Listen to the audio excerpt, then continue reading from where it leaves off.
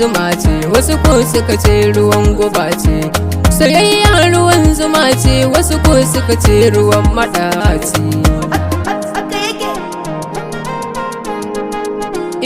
Soyayya kala-kala ce, wata tun daga zuciya ta ɗarsu.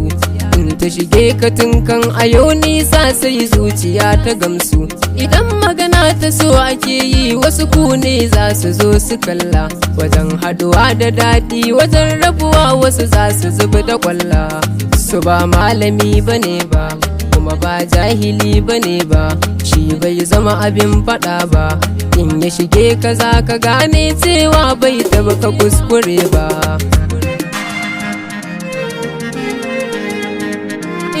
Bai zama tabbari ba, bai zama baki ba, mai kama dan adam ne.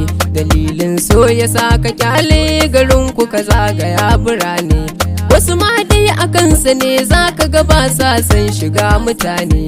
Bai bar dan sarauta ba, shi dai ko a ina fa yayi zane. So shi ba mutum bane ba, kuma ba aljani bane ba, kowa yi yake kudu ba. Ni ma na fahimta da shi na rayu, ba zan ki in faɗi ba.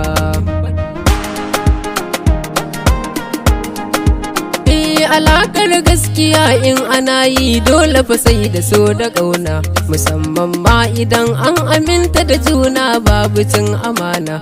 Idan muka duba Laila ko majanin su sun rike amana, batun rike alkawar sai mu ɗauko tattabara kuɗan tunana.